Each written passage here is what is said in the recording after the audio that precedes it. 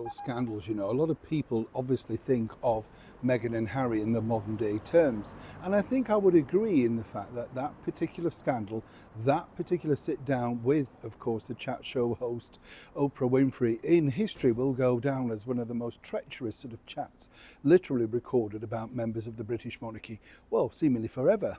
The thing about scandals, you see, is they normally get lost in time. There were so many, weren't there, when you think about it, the Victorian scandals, the Edwardian ones, and way back to Queen Elizabeth I. Plenty of scandals to choose from, but not all so well documented.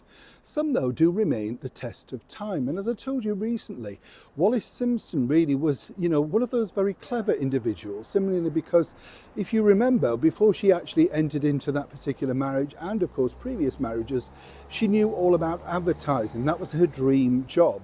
She wanted to get into marketeering, and she understood that, you know, the powers of how you can persuade the mind. You've got to remember, though, in the era that she wanted to do this work, which was kind of a burgeoning era for advertising in the 1930s, it was difficult because women, sadly, were not taken seriously. And even though she had plenty of good ideas, apparently she let a lot of them go over those now infamous dinner parties. But once, of course, she got to become, how should we put it, an extra member of the royal family, whether people like that or not, she made sure about marketing herself, and she was very clever. A lot of people often cite her as being far more sort of reticent, if you like, than Meghan Markle.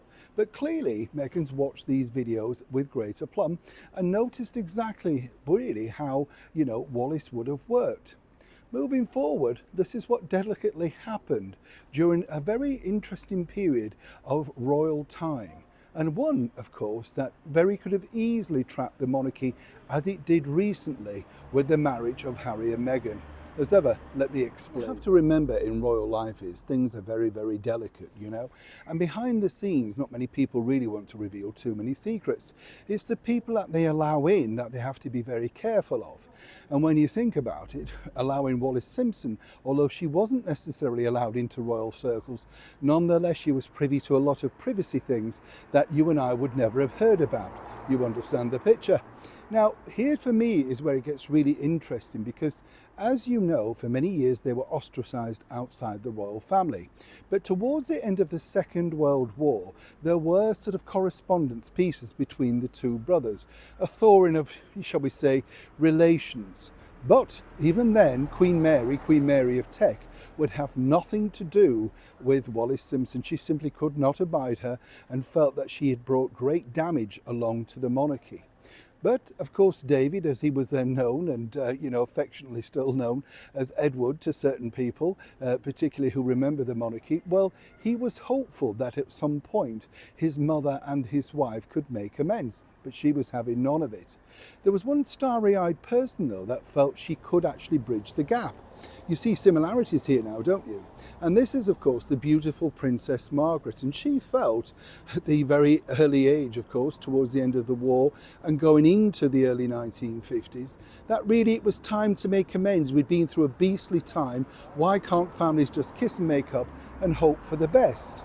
And, believe it or not, this particular rhetoric, this message, was sort of petering through, particularly to her mother, Queen Elizabeth, the Queen Mother, as we now affectionately know her.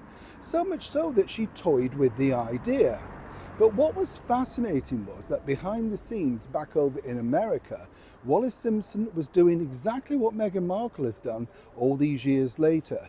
She was looking for an opportunity to market herself, to advertise herself, alongside, of course, the dethroned king.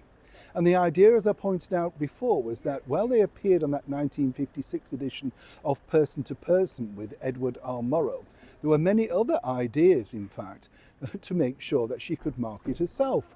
One of them she quite liked was an offer to appear on the quiz show, chat show, What's My Line? And they thought this would be a great coup to land Wallis Simpson. But again, this seemingly fell through because the sponsors weren't willing to pay the fee that she required. But the idea really came to something of a fruition after the coronation of 1953.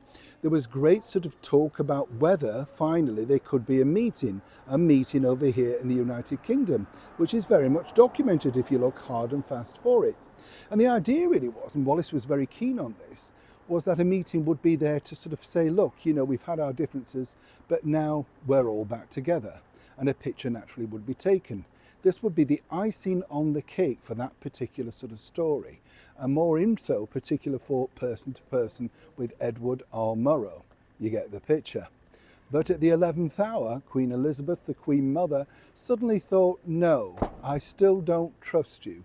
And the whole idea was pulled, much to the annoyance of course, her daughter, Princess Margaret, who still felt that they were being beastly to uncle, as it were.